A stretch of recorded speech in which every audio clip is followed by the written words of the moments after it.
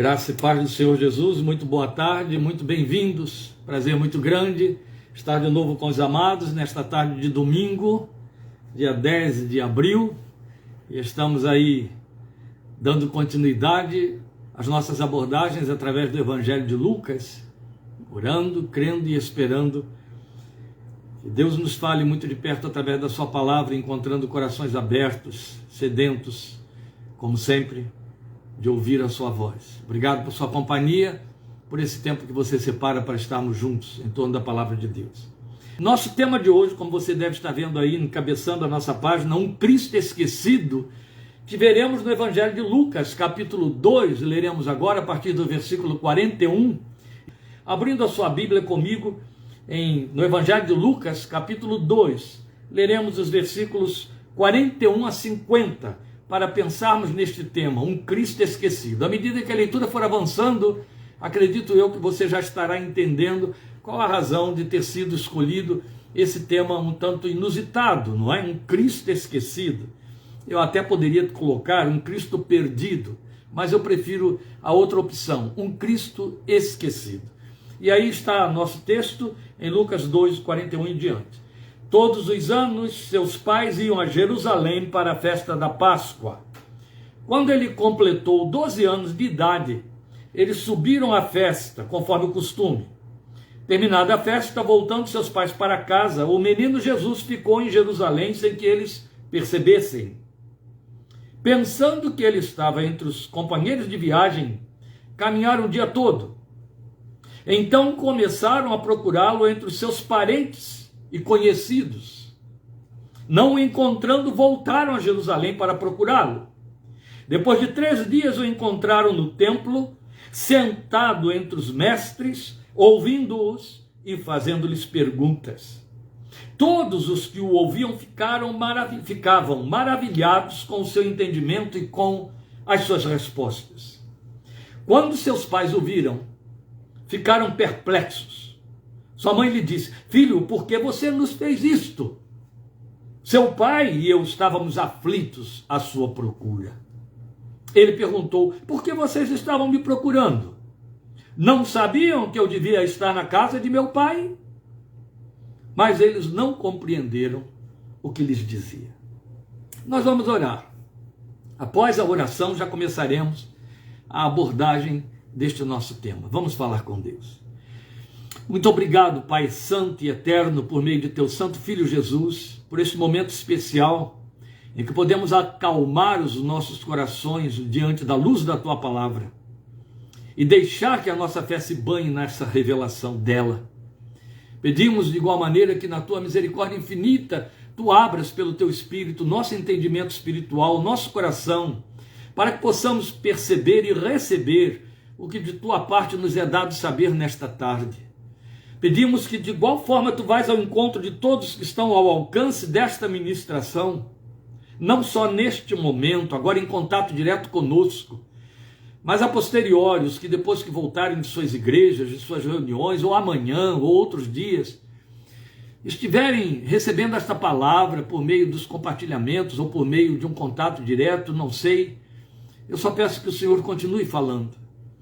Que o Senhor nos comunique a palavra esta tarde e continue comunicando ao longo do tempo aqueles corações, aquelas vidas que dedicarem um tempo para te ouvirem a voz.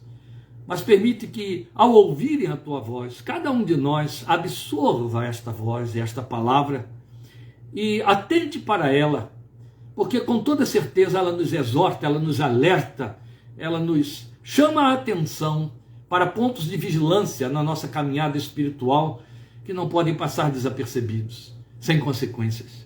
E então pedimos que apliques esta palavra pelo Teu Espírito no coração de cada vida que vai ouvi-la, conforme o Teu propósito e a necessidade de cada um, por meio de Teu Santo Filho Jesus, Senhor nosso, a respeito de quem trata este Evangelho. É nele que oramos a Ti, esperando na Tua graça e para a Tua glória. Amém e amém.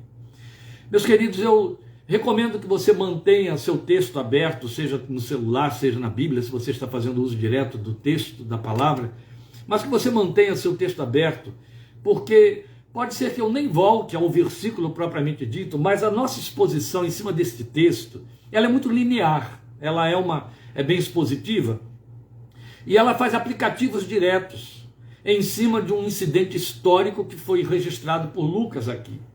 Então estamos fazendo um pareamento, ou estaremos fazendo um pareamento dentro da nossa comunhão com o Senhor, nossa caminhada com Ele. E esse pareamento eu penso que nos é pertinente. Então o meu convite é esse, é que você esteja atento ao texto, porque mesmo que eu não recite, não repita o versículo de onde eu estaria extraindo algumas das ideias centrais, você perceba, você esteja acompanhando e perceba, para que possa haver o melhor proveito possível. Na verdade, no meu livro Pastoreio, você o conhece, ele está por aí, eu já tracei os pensamentos a propósito deste texto aí de Lucas 2, de 41 a 50. Isso está na página 245, mas eu não tenho acréscimos a fazer, não mesmo. Outro tanto, nesta repassagem por Lucas, já que nós estamos caminhando no Evangelho de Lucas, ao esbarrar neste texto, como nós estamos fazendo agora, desta tarde, eu não posso deixar de voltar aos mesmos pensamentos que eu elenquei aqui naquela ocasião, ainda que com aplicativos mais direcionados. Então talvez o diferencial fique por conta de alguns aplicativos mais direcionados. Então vamos a eles. Eu só estou te chamando a atenção para o fato de que se você é um leitor aí daquele livro Pastoreio, você já passou por esse texto, provavelmente. Ele pode ter ficado esquecido lá.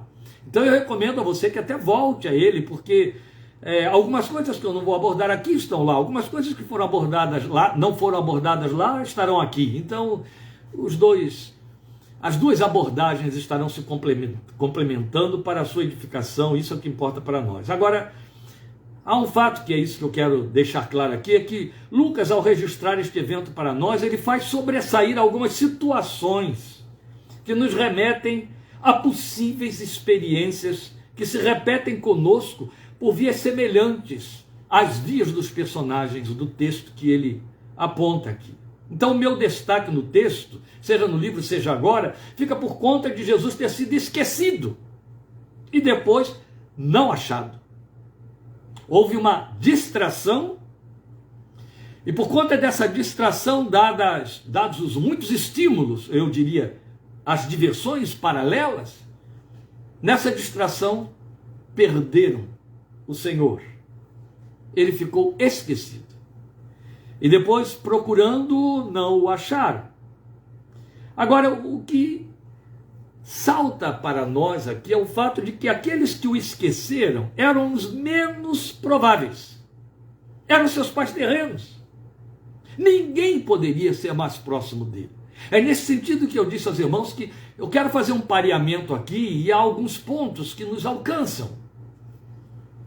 Porque, veja, eu estive agora no último fim de semana, como vocês já sabem, falamos na quarta-feira, ocupado aqui com um grupo de líderes, de presbíteros e pastores, trabalhando sobre a questão pecado. O tema era pecado, a nossa responsabilidade quanto a tratar do pecado com o povo de Deus. E levar o povo de Deus a encarar essa doutrina reputada por nada, esquecida, apagada, de que ninguém quer tomar conhecimento, chamada pecado.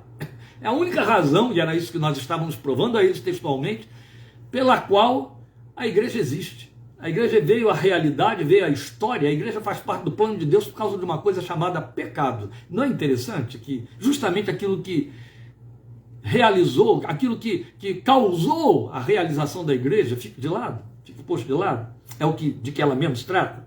Bem, o que nós estávamos considerando ali é o fato de que Paulo chama a atenção para os crentes, exortando-os em 1 Coríntios capítulo 10, quanto ao fato de que aquele que pensa estar de pé, cuide para que não caia, no contexto pecado, na questão pecado. E Paulo está falando de algo que já desde o seu tempo e ultrapassa esses 12.000 anos de história da igreja, é muito corriqueiro e muito possível.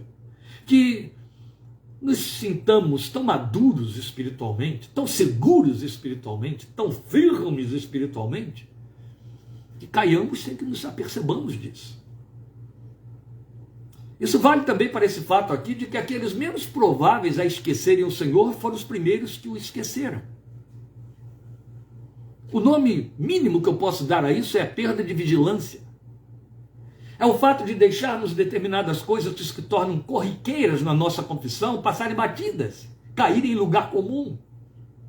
E a principal delas, A nossa consciência de que o que nos foi oferecido na proclamação do Evangelho na pessoa de Jesus, esse foi o título messiânico que ele recebeu pré-encarnação, 700 anos antes de encarnar, foi Emanuel, Deus conosco. E a Bíblia toda nos exorta para falar dessa proximidade, desta presença, da qual participam duas pessoas, ele e nós.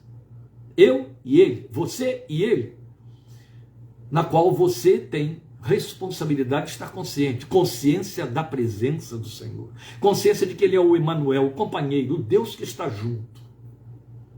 Isso não pode, em hipótese alguma, cair em apercepção, perda de percepção. Não. Então é fato que os mais próximos do Senhor foram aqueles que o perderam, ou que dele se esqueceram. Isso pode nos alcançar também. Mas o ponto em realce, e aí você percebe como nós estamos com bastante pertinência nesta abordagem, está no fato de que o perderam ou dele se esqueceram, onde mesmo? No templo. Preciso dizer muito mais alguma coisa nesses aplicativos ou pareamentos que eu estou me propondo fazer aqui. Eu estou indo por vias muito próprias de pregadores pentecostais de renome do passado. Lamento ter que dizer do passado. Mas houve um tempo em que esses pareamentos bíblicos, essas similitudes, que eram trazidas para que nós tivéssemos uma consciência muito pertinente e pessoal de nosso envolvimento na revelação histórica do Evangelho, ela era muito corriqueira entre pregadores pentecostais. Isso fazia um grande diferencial na pregação deles. É por onde eu estou indo hoje aqui. Talvez trazendo aí de volta, na experiência de alguns, essas vivências do passado. Preste atenção nesse detalhe. Os mais próximos do Senhor se esqueceram dele. Mas onde estavam? E exatamente onde foi que o esqueceram? No templo. Nós somos crentes templários. A Reforma nos trouxe isso como herança. Isso já cobre a nossa história há 500 anos e vai continuar assim, sei lá até quando. Acho que até Jesus voltar. Nós temos uma necessidade quase que histórica, uma necessidade quase que obsessiva de ter templos, de construir templos. O grande problema, e aí não há problema nenhum, mas o grande problema, porque o templo é um mal necessário, é quando nós o transformamos e declaramos casa de Deus. Esse é o grande problema, que aí incorremos em blasfêmias. Aquelas blasfêmias de que ninguém se ressente, mas que são blasfêmias, tanto quanto as outras homéricas.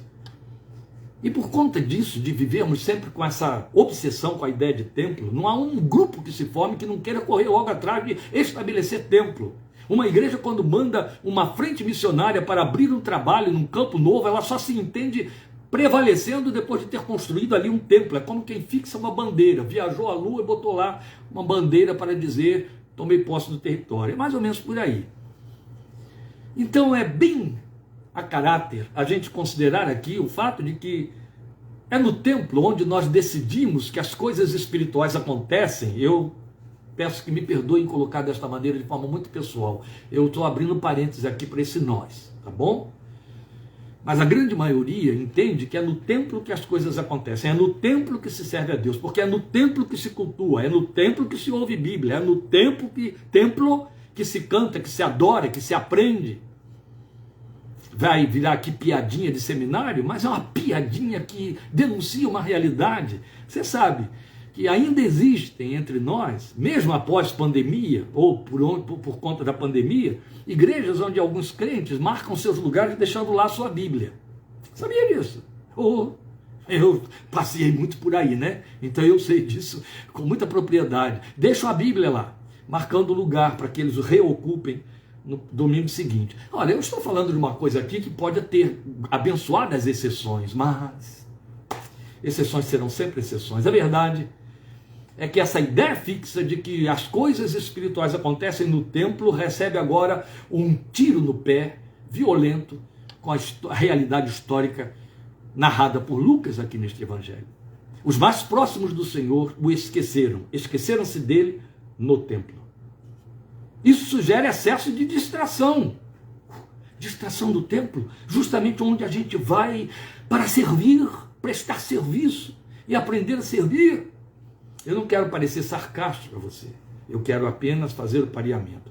Mas eu gostaria de ser contundente, me manter contundente, para que isso pudesse dar um choque de realidade, amém?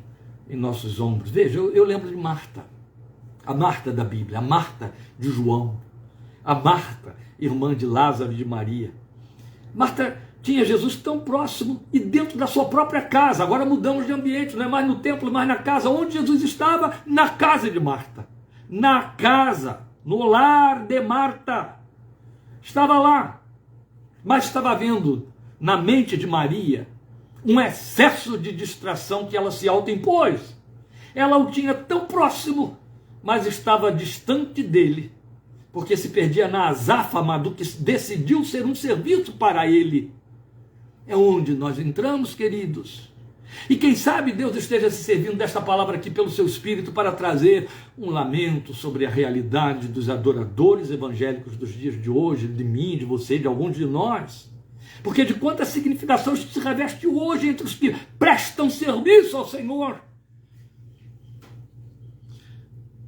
Como aquele que tem sido ultimamente muito solicitado, tanto eu quanto minha esposa, para entrarmos aí no lugar ou ambiência de conselheiros, de homens e mulheres de Deus, e com muita humildade nós o fazemos, apenas atendendo às solicitações, a gente não está se oferecendo para que socorra. A gente tem visto isso se repetir, vezes sem conta. Homens de Deus, mulheres de Deus que adoecem por conta do serviço que prestam. Sobrecarregados com muitas coisas a favor daquele que disse, mas só uma é necessária. E é justo que você não está prestando e fazendo. Ficar ao pé de mim como Maria. Então eu saltei do templo para casa para mostrar a você que os que dele estão mais próximos podem se distrair tanto, até com as próprias coisas pertinentes, aquilo que nos aproximou dele, para se esquecerem dele. Guarda aqui os pais de Jesus e Marta. Os pais de Jesus com o Jesus menino. E Marta com o Jesus já em vias de ir para a cruz. É muito possível que isso aconteça. E os mais próximos, os que prestam serviço a ele, se esqueçam dele por conta do serviço que prestam. Eu estou dando um tempo aí para você deglutir isso e permitir espaço para a sua memória. Quantas vezes, em termos de liderança, nós constatamos um fato lamentável de que o próprio trabalho, o próprio serviço, a própria organização do culto, da preparação, da adoração e do louvor se transformou em causa de briga, de aborrecimento, de fulano que não gosta desse jeito, outro que quer, e o adorado perdeu lugar no meio da disputa. Então é onde essa narrativa passa a ter possibilidades, tanger possibilidades de reedição na nossa espiritualidade evangélica, meus queridos, e aí nos serve de alerta. Este é o propósito. Alguns há que podem estar no templo da adoração, do culto, e perderem o adorado exatamente lá. Entende? Onde mesmo se pretende. Vale lembrar aqui, já que eu comecei falando de templo, o lugar onde se pode perder o Senhor. Satanás escolheu justamente o templo, o pináculo do templo, como um dos lugares para tentar o Senhor. Nada a admirar que ele tenha acesso aos templos. Agora observe o versículo 44, então estou te chamando para dentro do texto, e eu vou ler dentro da versão de que faço uso. Pensando que ele estava entre os companheiros de viagem, caminharam o dia todo, então começaram a procurá-lo entre os seus parentes e conhecidos.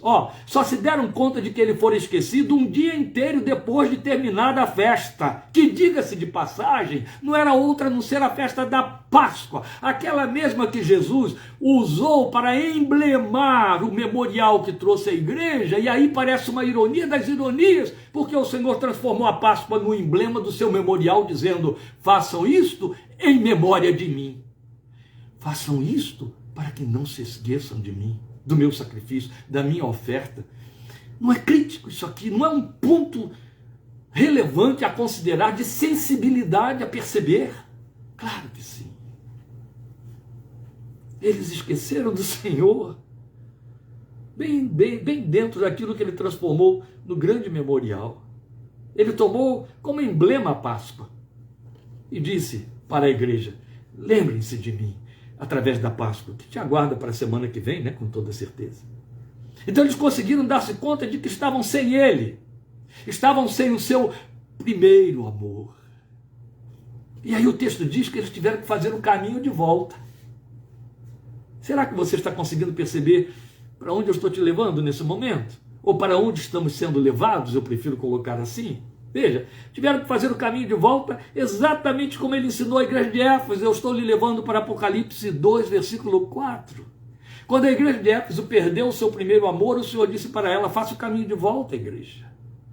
Deixaste o teu primeiro amor, lembra-te, pois, de onde caíste, volta e pratica as primeiras obras. Não é interessante que foi exatamente o que eles tiveram de fazer para reposicionar o Senhor que eles haviam esquecido? Esqueceram o seu primeiro amor. E quem esquece o seu primeiro amor, quem perde sensibilidade, quem deixa o Espírito Santo tão inativo dentro da sua espiritualidade, por entristecê-lo, por resistir a ele, por apagá-lo, que não percebe mais onde está o Senhor, o que é o mundo, o que não é o mundo, o que é o diabo, o que é o homem, o que é a carne, o que é o próprio pensamento, a visão e o esquema deste século. Já não há mais diferenciador, não há mais como discriminar. O que ele tem a dizer a esses que o perdem no meio de tantas distrações e ofertas é: volte, volta lá atrás onde você me perdeu, para que você possa reencontrar o primeiro amor e recomeçar a caminhada. Você vai ouvi-lo fazendo esse apelo em Jeremias, e não uma vez só, Jeremias 18, Jeremias 21, ele vai estar apelando o tempo todo e dizendo: volta, se voltares, ó Israel, para mim voltarás, volta, ó rebelde Israel, volta. Ele nunca perde a sua posição, lembra? Foi esta uma das razões porque ele pintou com cores tão vivas o abandono daquele filho mais jovem que saiu da casa do pai, para mostrar para nós que o filho vai para muito longe, se atrapalha todo, se perde todo, se desgraça todo, até que num dado momento cai em si e volta, e quando volta encontra o pai no mesmo lugar. O pai não saiu do seu lugar. É muito interessante que nessa trilogia de Lucas capítulo 15, você tem a figura dele ali representada em 3 formas: o pastor daquela 100ª ovelha, aquela mulher que tinha as 10 moedas de prata, as 10 moedas, as 10 dracmas, e o pai. Aí você vê o pastor se deslocando para ir em busca da ovelha, você vê a mulher deslocando toda a casa, todos os seus móveis em busca da moeda que se perdeu. Mas o pai, na condição de pai, manteve a sua posição.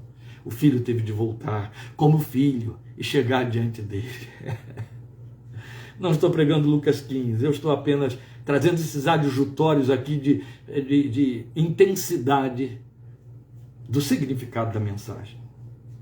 E agora começaram a busca pelo reencontro. Mas chamam ainda a sua atenção para o fato de que onde esperavam encontrá-lo, não era onde ele estava. Por isso eu fiz questão de reler o versículo 44. Porque primeiro eles o procuram entre os companheiros de jornada. Foi o que você leu aí no versículo 44. Pensando que ele estava entre os companheiros de viagem. Isso é pertinente a nós. O Senhor está entre os crentes. Ele disse: onde houver 2 ou mais reunidos em meu nome, estarei eu no meio deles. Aí eu estarei no meio deles. Foi esta a promessa.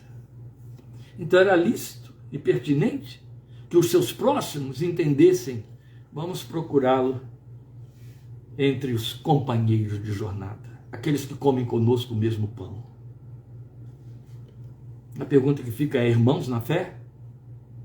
Amigos? Companheiros de jornada? Aqueles que estão trilhando a vida conosco? Eu suponho que quando eu estou com eles eu encontro Jesus.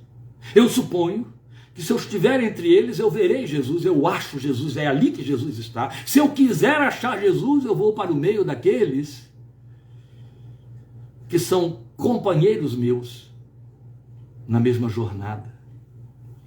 Mas o texto diz para nós que eles não o acharam ali. E não o acharam.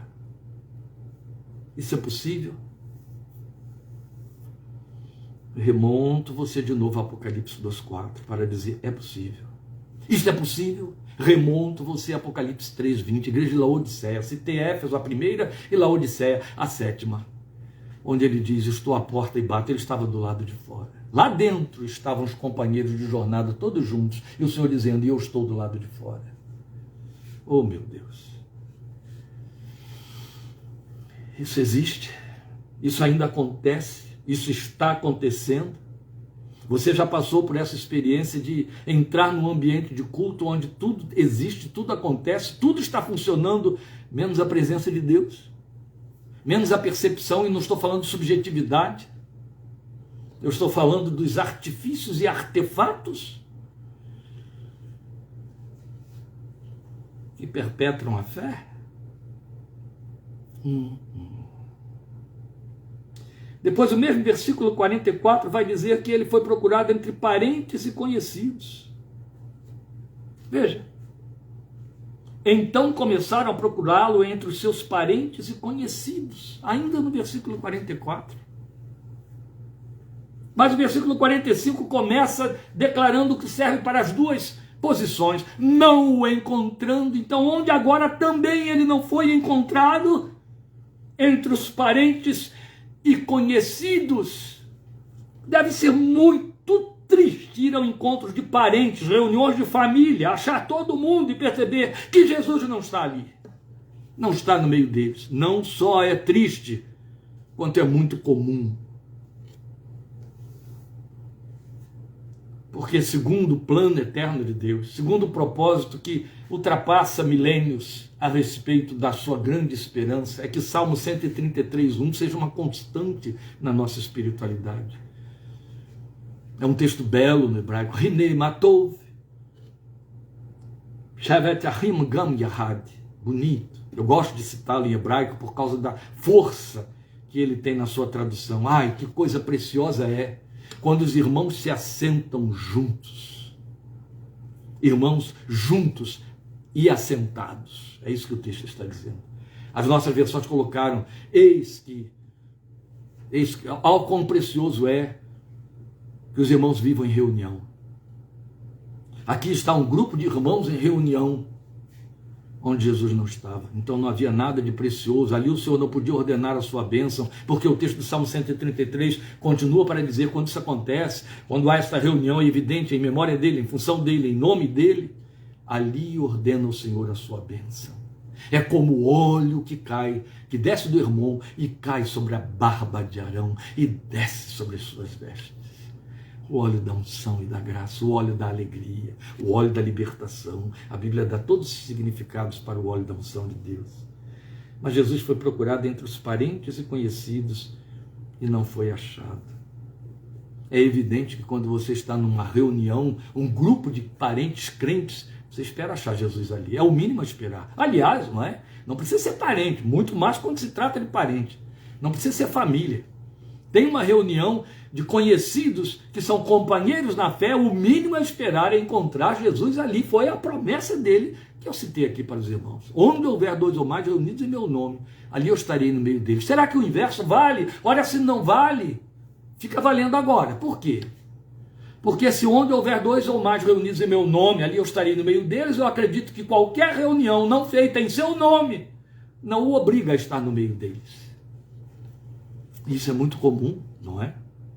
Mais deplorável, mais triste, mais doloroso, mais dramático e acho que mais contundentemente entristecedor ao Espírito de Deus está no fato de que justificamos as nossas necessidades sociais, os nossos encontros parentais, as nossas reuniões de grupo de família, em detrimento da busca da presença do Senhor, do cumprimento do Salmo 133, então eu lhe garanto que a promessa do Salmo 133 não se cumpre nessas ocasiões sobre a sua vida. Nem o Senhor ordena a sua bênção, nem o óleo fresco que desce como do Hermon sobre as barbas de Arão vão acontecer. Entende? Porque o Senhor não brinca com coisas sérias quando se diz respeito ao seu reino. Mas aqui está o texto dizendo para nós de uma possibilidade triste, deplorável, mas que cada dia se torna mais cotidiana.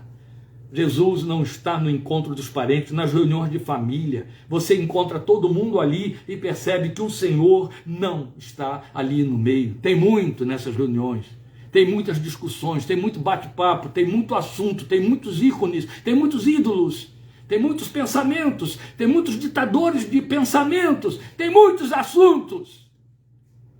Mas o Filho de Deus não é o centro.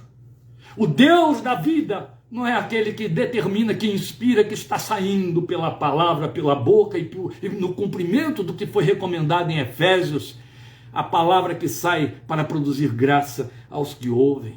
Então aqui já estamos vendo uma segunda dramática possibilidade.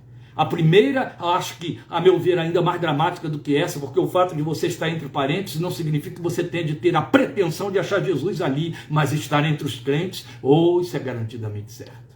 Você deseja ver a palavra, a promessa do Senhor se cumprindo. Eu não encontro outro motivo na minha vida, minha família está aí como testemunha disso, para estar entre crentes, a não ser o meu Senhor, a não ser o que pode transparecer de Jesus a partir deles e que eu possa levar de Jesus comigo para eles. Se Jesus não for o motivo, se Jesus não for o foco, o atrativo, a razão, eu dispenso visitas e fazer visitas, eu dispenso reuniões e encontros. Já tive oportunidades demais ao longo dessas 6 décadas de vida de ter muitas outras motivações para me encontrar com muita gente. Mas há muito tempo que Jesus é meu único motivo. E vai continuar assim até que o meu encontro com Ele se torne eterno. Mas essa é uma situação real e lamentável.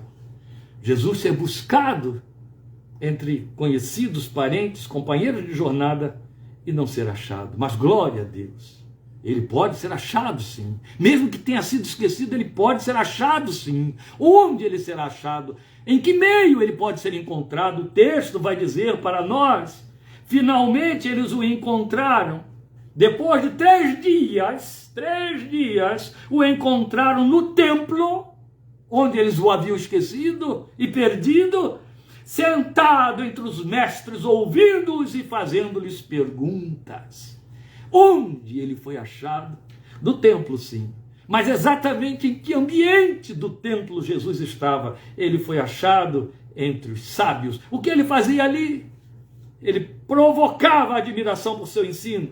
Então ele não foi achado entre os distraídos, mas ele foi achado entre os que prestavam nele a devida atenção, entre os que o ouviam. Agora você entende o que Jesus quer dizer com 2 ou mais reunidos em meu nome. Não é ajuntamento, entende? Apesar do cântico muito belo, reunidos neste ajuntamento, não é mero ajuntamento, não é esbarrar de gente, não é isso. Nunca esqueça a história da mulher que foi curada por um fluxo de sangue que a matava há 12 anos. Ela estava no meio de um grupo que apertava Jesus e o acotovelava de tal maneira que Pedro disse isso: todos esbarram em ti e tu perguntas quem me tocou. No meio de uma multidão que o acotovelava, só uma tocou nele. Está aqui a prova disso, entende? Havia uma multidão incontável, de tal maneira incontável que foi fácil perder Jesus no meio dela, ainda que fosse no templo.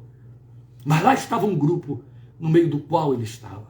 Então quando ele diz, quando houver 2 ou mais reunidos em meu nome, ele diz em que termos, em que condições, ele entende, ele autoriza estar no meio desses que estão reunidos em seu nome. São os que estão falando das coisas do reino, são os que estão tratando daquilo que diz respeito a ele, são os que estão favorecendo que ele faça a única coisa pela qual ele está comprometido a fazer neste mundo. E ele diz aqui no versículo 49 para seus pais terrenos: não sabiam que eu devia estar na casa de meu pai?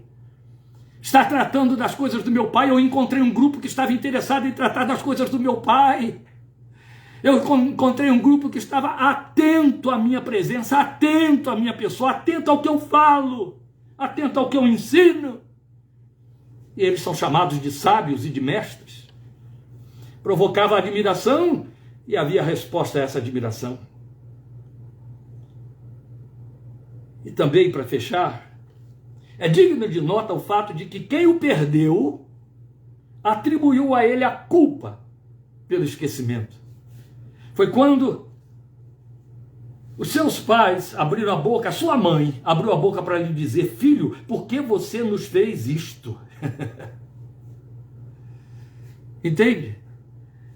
Ah, porque a promessa diz: perto está o Senhor, eu estarei convosco todos os dias até o fim dos séculos. Como que agora de repente eu perco? E por que ele fez isso comigo? Por que o Senhor me deixou? Porque, oh meu Deus, isso está dentro do contexto de muitas orações, de pessoas que inclusive pretendem que nós tenhamos resposta para esses questionamentos que elas levantam. Onde estava o Senhor no meio daquela minha aflição? Por que o Senhor não me ouviu? Por que o Senhor não me respondeu? Em outras palavras, estão fazendo uma acusação velada, dizendo: o Senhor não estava lá, o Senhor fez isto comigo, o Senhor me deixou, o Senhor me desamparou. Não. Vai permanecer sempre como verdade inquestionável, promessa inegociável, a palavra de Filipenses 4:5, perto está o Senhor, finalzinho do versículo 5, perto está o Senhor. A palavra que Deus deu a um Jacó aflito, a um Jacó inquieto e esgotado, perto dele estava o Senhor. E foi se revelar a ele através da quietude do sono, então todos os estímulos competitivos e competidores cessaram por causa do sono. Aí Jacó ouviu a voz do Senhor no sono que teve em luz. Na verdade, é ele o único que tem o direito de perguntar a mim e a você, como fez a Adão: onde estás? Onde estás? O Pai mantém-se sempre no seu lugar e na sua posição. Isso significa para nós que sempre que nós quisermos prestar atenção nele, nos voltarmos para ele, o acharemos. Aquele filho, quando caiu em si, voltou-se e disse: eu vou voltar para meu pai e vou lhe dizer: Pai, perdoa-me. É isso. Onde ele estava? Na casa de meu pai, ele disse. É de onde ele não sai nunca. É onde ele estará sempre, na casa do Pai. Lembra, eu comecei tudo isso falando da obsessão que a igreja evangélica herdou da igreja medieval, de construir templos, declará-los como casa de Deus e achar que é ali que Jesus é encontrado. Mas quando eu vou para o livro de Hebreus, capítulo 3, eu vou encontrá-lo dizendo no versículo 10, que a casa de Deus somos nós. Sempre que minha vida significar, sempre que minha vida se prestar, a diferentemente de uma Marta dentro da sua casa, mas a semelhança de Maria na mesma casa, aos pés do Senhor, sempre que minha vida se prestar para estar atento ao Senhor e dando lugar à sua voz e à sua palavra, eu serei casa de Deus, na qual Ele faz morada pelo seu Espírito. Ele disse isso. Aquele que ouvir a minha palavra, guardá-la e obedecê-la, eu morarei nele, e o Pai também morará nele. Viremos para ele e faremos nele morada. Louvado e glorificado seja seu santo nome. É possível se esquecer de Jesus? Acredito que este texto nos ajudou a provar isso. É possível não achá-lo no templo? É possível. É possível não achá-lo no ajuntamento dos crentes? É possível.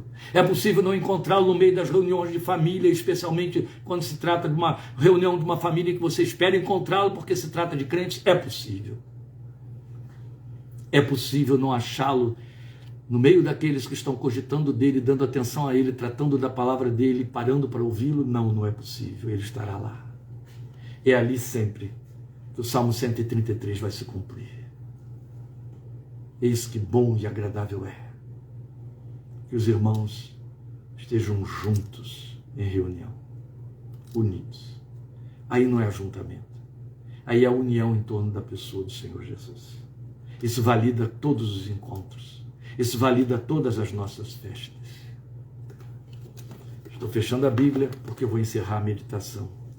E para que neste encerramento eu não te assuste, não irei além para que você não se assuste. Mas está caindo em prática comum já há muitas dezenas de anos entre nós, igreja evangélica brasileira. De fora dos templos, criamos programas particulares, divertidos, que envolvem parentes, amigos, famílias, e onde entendemos: não, isso aqui não tem que ter um formato de culto, e não tem que ter mesmo. Isso aqui não tem que ter cara de igreja, não tem que ter mesmo. Mas eu não posso criar um ambiente do qual eu expulso o Senhor, porque o ambiente não lhe diz respeito. E eu creio que uma palavra dessa minimamente espera de mim e de você que nos penitenciemos diante de nossas experiências sociais e familiares. Amém? Vamos falar com Ele agora. Mais uma vez chegamos diante de Ti, Senhor, no encerramento desta meditação. Eu poderia encerrá-la como a cada domingo, apenas encerrando a mensagem e me despedindo de Teus filhos, mas diante de uma palavra que nos exorta de forma tão aguda, por conta da sua pertinência profética, não posso deixar que ela passe batida sem pedir ao Senhor, não dê sossego ao nosso coração com respeito a esta palavra, até que nos conscientizemos de que nós te temos perdido em cada esquina. E a única forma de refazer isso, de restaurar isso, é cumprir as tuas máximas ditas à igreja de Éfeso ou à igreja de Laodiceia. Lembra-te de onde caíste, volta às primeiras obras, abre a porta, eu entrarei e cearei contigo e tu comigo. Senhor, faz-nos lembrar o tempo todo que não há outro nome, outra proposta feita por Ti, a não ser Emmanuel, Deus conosco. E conosco significa Tu e nós e Ti, Senhor Jesus. Conosco não é apenas uma ação Tua que, inconsequentemente, ficaria flutuando em torno de nossos programas e decisões em meio às nossas distrações. Conosco não significa nos sobrecarregarmos de comprometimentos que, na verdade, em lugar de nos aproximar de Ti, nos afastam de Ti, ainda que justificados pelo fato de que o fazemos por Ti. Tem misericórdia de nós. Mas dá-nos esta vida piedosa, esta vida de consciência, de presença, de proximidade, porque, como disseste em Efésios, através do teu servo Paulo, o Senhor nos elegeu desde os dias da eternidade para sermos achados santos e irrepreensíveis na sua presença. Tudo que tu esperas de nós é que estejamos na tua presença. Tu nos alcançaste das trevas e nos arrancaste do poder de Satanás, nos tiraste dos abismos da morte, nos tiraste do mundo para vivermos na tua presença, para andarmos na luz do teu rosto, como orou Abraão a favor de Isaque. Oh Deus eterno e poderoso, por tua misericórdia infinita nós te rogamos, no teu amor imenso, ajuda-nos a mantermos a consciência aguda e plena de que estamos na presença do Senhor, dentro, fora, no templo, não no templo, entre parentes, amigos, conhecidos, crentes, cultuadores ou não, mas que levemos conosco o Senhor, que não deixamos na primeira esquina da distração da vida, por amor de teu nome, que esse temor de Deus invada os nossos corações e prevaleça, para que sejas em tudo glorificado através da nossa forma de viver, dia após dia. Ó Deus, ensina-nos como ensinaste a mulher samaritana, que o Pai nos chamou para sermos adoradores, que não estão presos a lugar e nem a hora, mas que te adoram sem cessar, em espírito e em verdade, onde estão e no que fazem, em nome, para a glória e por amor do Senhor Jesus, teu Filho. Aleluia. Amém. Amém. Deus te abençoe. Obrigado por sua presença, participação, companhia e atenção. O Senhor faça esta palavra frutificar em seu coração. Obrigado por aqueles que estão se reunindo em grupo para ouvir a ministração da palavra desta tarde. Onde estiver o Senhor, aí é céu para nós. Amém? Deus te abençoe. Até quarta-feira, quando estaremos com a parte 11 de Efésios, fechando o trecho de Efésios, capítulo 1, versículos 3 a 14. Versículo 14 de Efésios 1, quarta-feira, em nome de Jesus, 8h30 da noite. Um grande abraço, o Senhor te fortaleça e te guarde, e até lá, e até domingo, domingo de Páscoa, domingo da ressurreição, 17h30, numa palavra curta durante a celebração de nossa Santa Ceia aqui, com os amados que estarão conosco, vindos de vários lugares. Deus te abençoe e guarde, em nome de Jesus. Amém.